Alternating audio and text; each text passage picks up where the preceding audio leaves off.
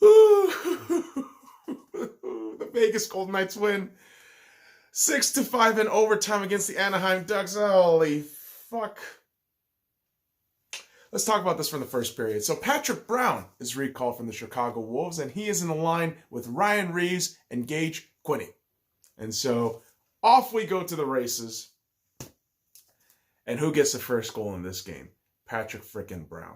Because, of course, when the Vegas Golden Knights recall a player, they automatically score on their debut. That's just a fucking check mark that you have to put on there. Or if you're playing bingo, automatic money. And Reeves to Gage to Brown, just boom, 12 minutes and 49 seconds in.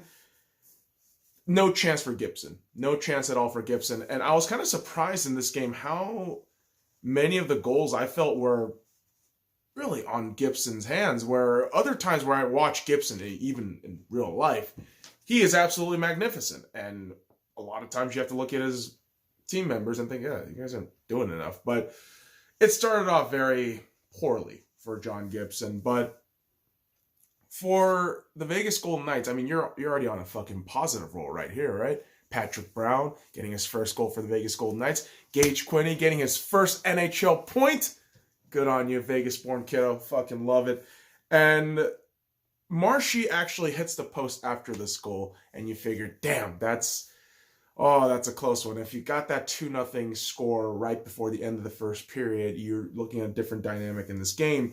And obviously, if that goal goes in, I mean, the place is probably going to erupt with all the VGK fans that were out there in Anaheim. Shout out to the Vegas Golden Knights fan that showed out in Honda Center. And they were soon to be disappointed by a goal that was going to go in with 1.4 seconds left on the clock. 19 minutes and 59 seconds in. Shore gets the goal. And it's just deflected in. Can you look at Subban? Yeah, definitely.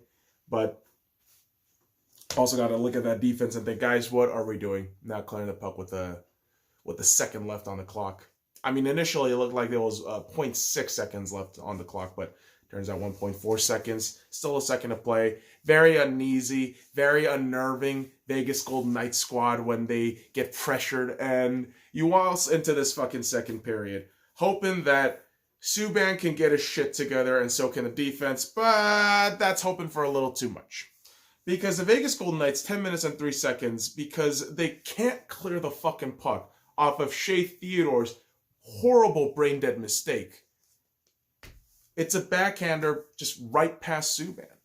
And for a Golden Knights fan, this is just extremely disappointing because not only is your squad down, with ample opportunities to gone up in the first period at least, and at least not shit the bed so fucking hard at the end of the first period, but you are trailing to a team that sits in the bottom of the Western Conference, right next to the Kings.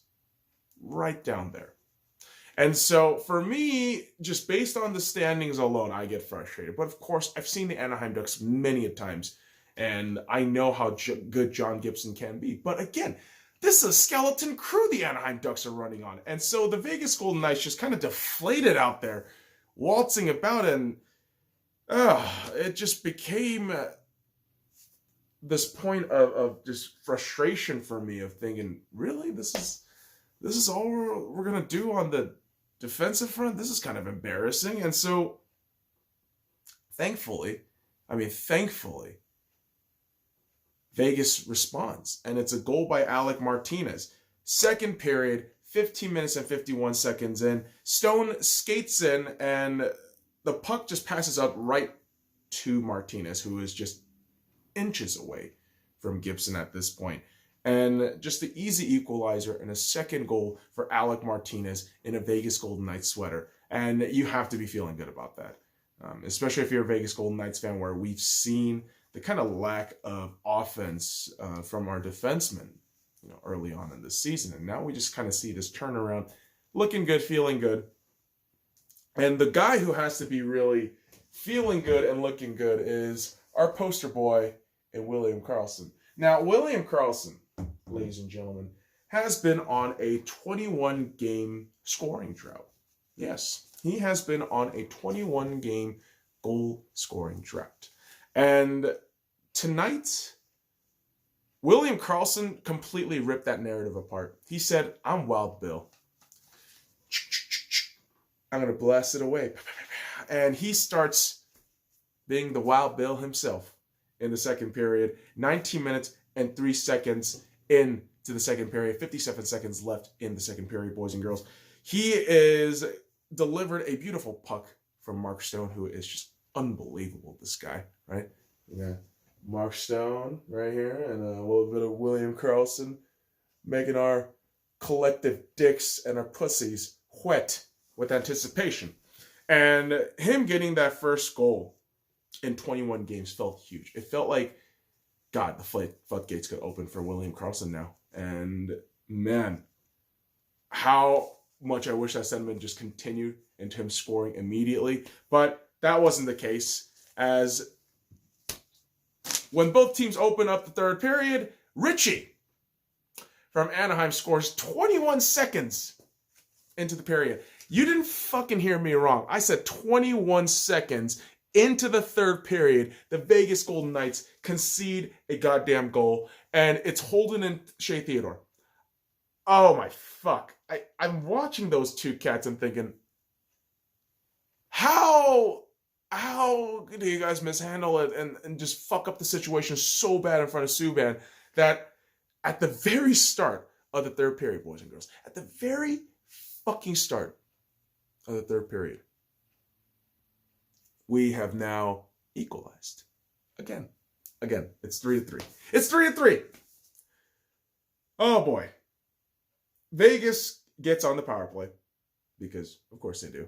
You know, third period, you have a great opportunity to maybe get a lead, but no, you fuck up on the power play again because you're Vegas and you fucking blow on the power play. But at least on the 5-on-5, you got some goddamn balls. I'll give you that, because seconds after they blow this power play, William Karlsson again. Third period, 6 minutes and 28 seconds in. The drought is over. That's all I could say about that goal, was the drought is over. And, you know, once you have William Karlsson, one of your main guys who catapulted our inaugural season into just this fantasy land of hockey and sports ball magic, he has been under a lot of scrutiny from certain Vegas fans who I feel are just dumbasses. I'm not going to lie to you. I'm a Vegas fan, okay? But I understand there are certain fans who are frustrated with game-to-game results. The reality is, this is an 82-game season. And if you're lucky enough to make it to the playoffs, goddamn, that is a whole other grind in itself. And William Karlsson has given himself, his body, his mind, his spirit, his soul to this fucking team for 2 goddamn years. We're now reaching year number 3, at the end of year number 3 in regular season. And there were people out there suggesting that, oh, we gotta send William Karlsson away. How? He is the face of this franchise. He's one of the few faces of... Sorry, boys and girls, I'm mixing up my words because I'm getting so fucking angry. William Karlsson is the cornerstone and centerpiece of this franchise. And if he gets moved, I will flip my fucking shit. All right? And the very fact that his contract is one of the most reasonable contracts in the NHL right now. 5 years, $5.75 million, somewhere around there. Is that right? That makes it a bang for your buck. Oh my God, you got a relatively young guy, great talent, great leadership. Not to mention his defensive skill as a forward is unbelievable. You got that guy for 5 years. Come on. This is outstanding. And for him to just snap that goal drought and to slap a lot of his critics, and I know it's just one game, but to slap his critics from saying all this stupid shit was refreshing to me, at the very least. And Mark Stone getting on the penalty kill felt uncomfortable very late in the game, and once we kill it, I feel, okay, cool. Just get your shit together, just brush that shit off, and score more goals. That's how you have to fucking win. Obviously, you know, you score more goals than the other guys, you win games. That's how fucking hockey works. That's how generally sports ball works, except golf, which is a whole other bullshit that I don't want to get into right now. But the other bullshit that I do want to get into is William Karlsson. Why are we talking about William Karlsson so much? Because this beautiful, sexy Swedish man got a hat trick today. And yes, boys and girls, the creak is my chair and not my dick from the excitement that William Karlsson generated with goal scoring tonight. My fucking God, a hat trick after a 21-game goal drought. His third hat trick of his career. And the Vegas Golden Knights are up 5-3 on the really solo efforts of William Karlsson. And man, once the Anaheim Ducks have that empty net with 3 minutes left, I'm thinking, cool, empty netter should be no problem. But there's that creep in the back of your brain. There is always that creep in the back of your brain saying, don't get comfortable.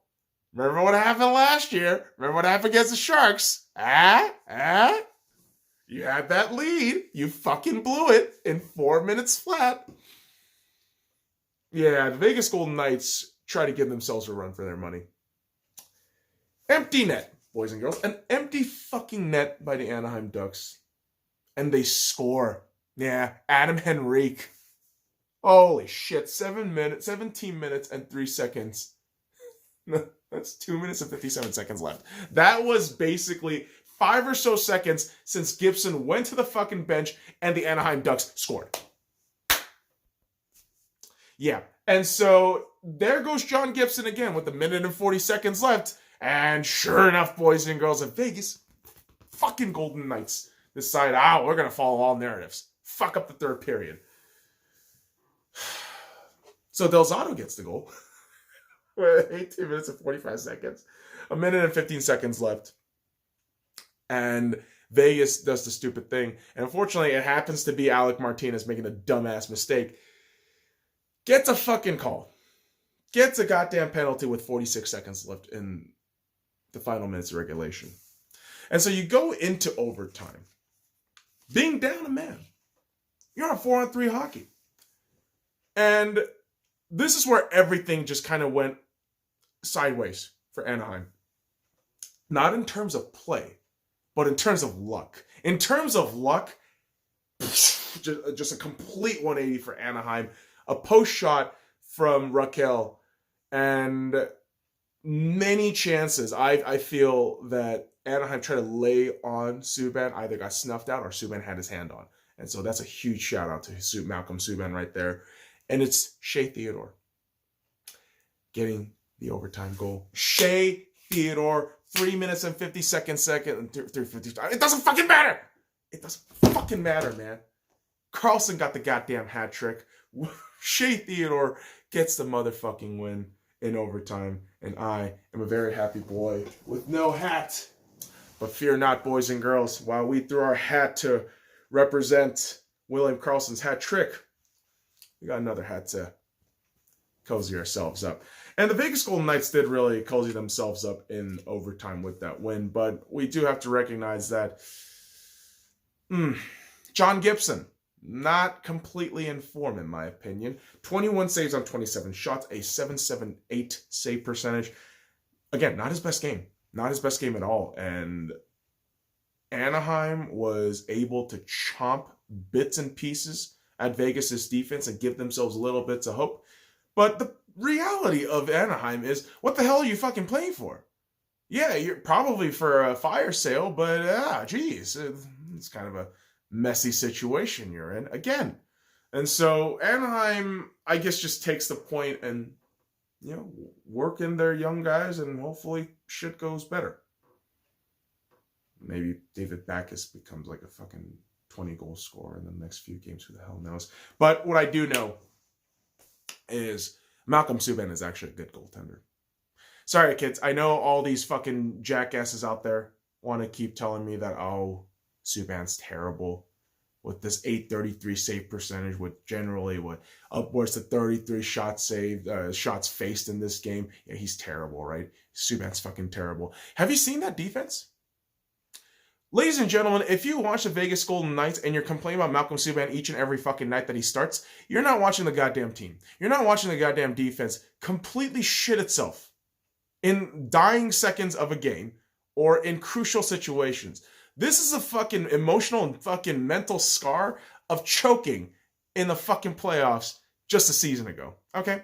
And yeah, Vegas is only 3 years old, but there is somewhat of an identity crisis at times when it's not even an identity crisis. You are, cancel all that fucking phrasing. You are basically following a goddamn narrative. You choke the fucking third period. It's unbelievable, but you somehow do it every fucking time. And so it's frustrating to me that we've gotten to this point where you concede a goal with 3 minutes left and you're only 1 goal up. I expect you to concede another one. That's a bad expectation as a fan. What does that say about our defense? The idiots will always blame Malcolm Subban. Always. Always. And I include every fucking Vegas fan that's saying, oh, trade Subban right now. No. We need a backup goaltender. We need to make sure Fleury doesn't play excessively. Right now, the biggest issue is we need more defensemen. Okay? I look at a guy like Nick Holden and think, oh, geez, why? What do you do? What do you actually do? Sorry, Nick, but 2-point-something mil and you fucking shit the bed a lot. I mean, I remember a couple nights ago, you gave 2 assists to the opposition team in Tampa Bay. And in this game, it's just like, oh, God, why? And I get it, man. I'm coming off as a hypocrite right now. I am. I'm publicly chastising a guy like Nick Holden. I did the same thing with Cody Eakin. And with Cody Eakin, he got traded. And who the hell knows what's going to happen because trade deadline is tomorrow. But what I sincerely hope is the Vegas Golden Knights have a real good look at themselves and see if it is in their power to bolster that blue line. Because good fucking God, there are moments in this fucking Golden Knights team that I think this defense is going to be our ultimate undoing. And we might get spanked in the playoffs, embarrassingly, if we do not load up. That's just the reality of how the Golden Knights have been operating. It really is. And all these people that keep saying goaltender issue, take it into context. Malcolm Subban has been playing relatively well. He has, I want to say a 9-7-3 record overall right now in the season. I really probably blame 2 or 3 of those losses to Subban, but the rest of those losses and overtime losses, I look at that defense. The defense has been a fundamental problem. Same thing goes for the marquee goaltender, Marc-Andre Fleury. He hasn't been all that great this season. But you know what? Take it into context too. His father just fucking passed away, guys. Okay, can we have some fucking respect and love for this man? He has given everything for our fucking club in its first 3 years. And his fucking father just died. He is probably an emotional wreck. And right now, at least we're seeing some semblance of Fleury getting better in his game, as we've seen in the last few games at least. But this is a tough time for our goaltenders. And we have to be looking at the full context of what's happening in this Golden Knights organization. And again, I say to you, we need another defenseman. We just do. We need this is the kind of guy I believe we need. Someone who's been watching these games and listening to Vegas Golden Knights games as much as he could throughout the last 3 years. I think if you truly want to get this team over the edge, you need that anchoring defenseman to have a forward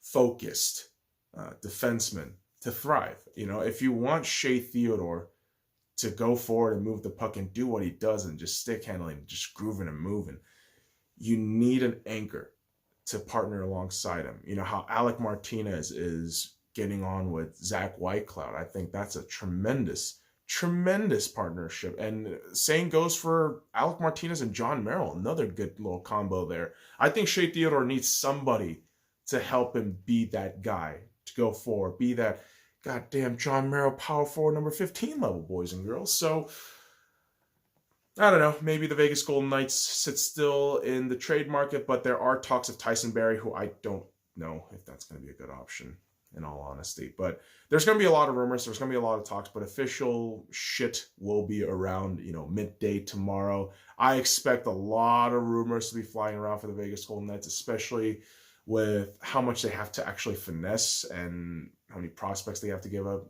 around draft picks and all that shit. So should be a very curious watch. So Going to be on the lookout for that, boys and girls. But that does it for me tonight. A Vegas Golden Knights win, 2 points. We are on top of the Pacific Division, y'all. And you know what? Quick shout out to John Gibson and his amazing helmet commemorating Kobe Bryant, with the 8 and 24. And they're going to have the public memorial service tomorrow in LA. Probably going to be watching that early in the morning. So shout out to John Gibson. Shout out to the Vegas Golden Knights on getting the win on the road. They're going to be having a 3-game homestand after this, and I believe a 3-game road trip after 3 or 4-game road trip after that homestand. So good times, boys and girls. Follow me at the Sky Lounge on all the links in the description below. Like, comment, subscribe for more daily contents. Go Knights, go! Now fuck off.